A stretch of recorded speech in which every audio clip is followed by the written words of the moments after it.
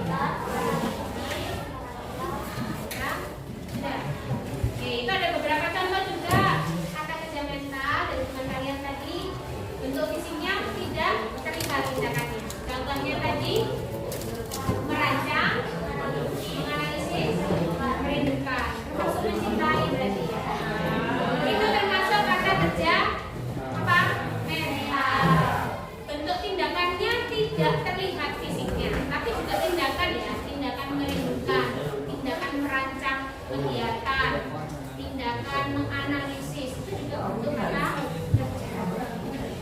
Dari sini paham? Ada lagi? Mungkin satu lagi? Oh, boleh, silakan.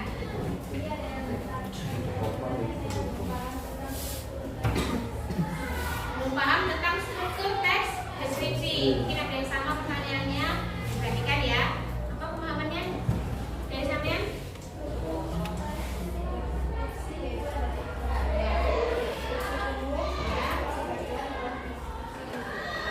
Kegiatan struktur teks deskripsi itu tidak ada deskripsi umum, deskripsi bagian dan penutup atau kesimpulan. Masih fokus? Coba kita tes. Coba berdiri semua. Ini ada yang gak ada pasangannya. Ya sudah, kalau yang gak ada pasangannya boleh bergabung dengan yang lain. Ada yang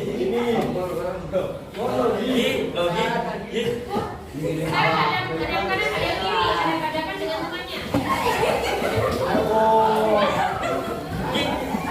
Kita latih konsentrasinya ya. Halo. Halo. Kita akan bermain hitam dan hijau. Tentukan diri siapa yang menjadi hitam, siapa yang menjadi hijau.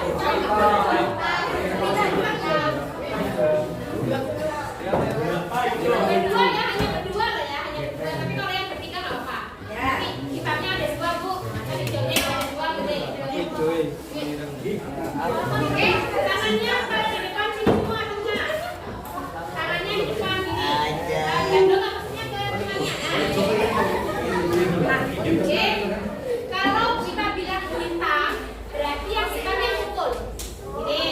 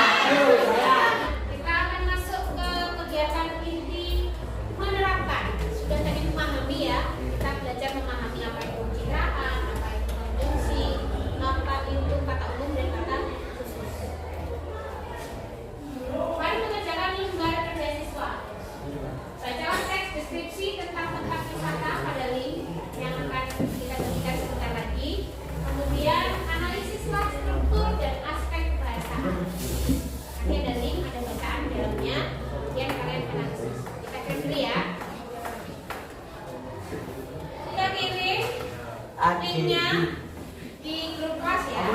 Sudah diterima, sudah masuk? Ya. Ada yang tidak bawa gawai atau HP?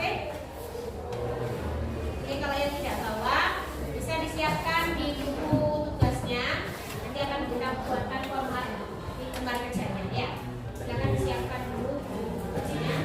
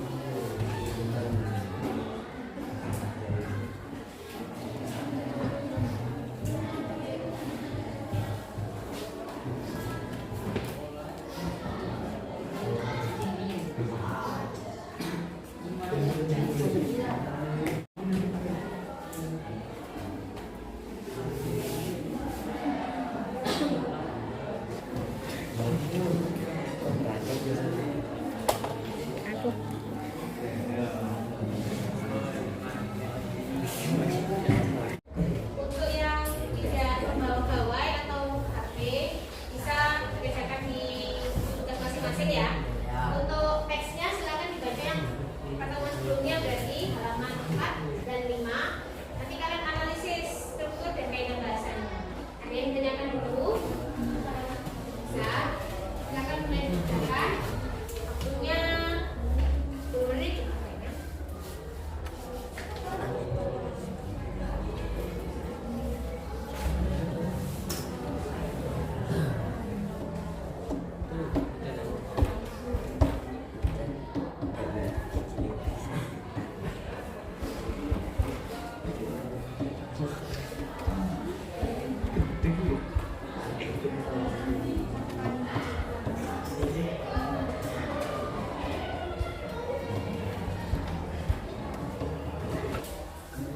Untuk tugas individunya sudah selesai? Sudah. Nah, selanjutnya kita akan ke tugas kelompok, yaitu berdiskusi. Bisa dengan teman sebangku atau mungkin ada tiga kalian juga boleh diajak berdiskusi. Berdiskusi singkat saja, silakan dibaca halaman 14 di buku paket kalian. Kemudian nanti secara berkelompok diskusikan perbedaan kedua teks tersebut. Mana yang lebih mudah dipahami dan mengapa demikian? Teks yang pertama kah atau teks yang kedua? Silakan berdiskusi. Nanti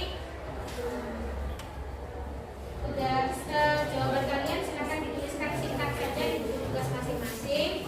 Lalu nanti akan disampaikan secara bergantian. Jadi tidak semuanya sebagai saja nanti yang menyampaikan pendapat. Bisa dimulai, silakan sudah beri waktu 5 menit.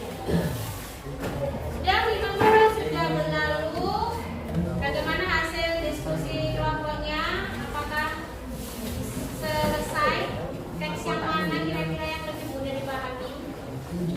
Ada yang mau menyampaikan pendapat? Ya, Pak? Boleh, silakan coba berdiri. Nah, kita lihat kemana.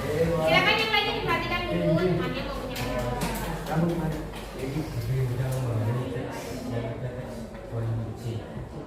Teks yang terdapat konjungsi. Berarti yang sebelah kiri ya? Karena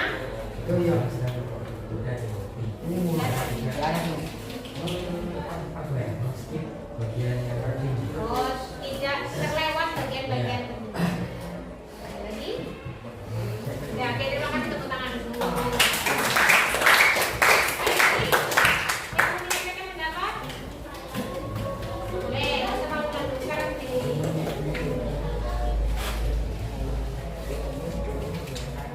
Ya, silakan. Teks yang mana yang mudah dipahami? Yang ada kata konjungsinya. Oke, kenapa?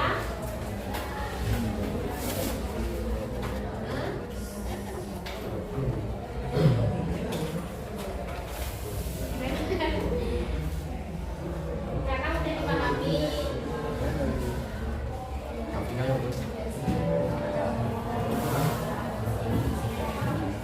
Jadi karena kita sudah terbiasa juga menggunakan kalimat yang ada konjungsinya. Oke, terima kasih, tepuk tangan dulu. Ada lagi yang mau menyampaikan pendapat? Sudah? Cukup? Oke, terakhir sebelum kita menutup pembelajaran kita, yaitu refleksi. Silakan kalian melakukan refleksi dengan menuliskan pengalaman belajar kalian hari ini pada link refleksi yang baru sudah bisa kalian. Dan ada link refleksi yang nomor 2. Yang tadi kan sudah individu, kemudian yang kedua adalah link refleksi. Silakan dijawab dengan jujur dengan pengalaman belajar kita hari ini. Sudah selesai mengisi link refleksinya ya? Ya. Nah, ini tadi kita sudah melakukan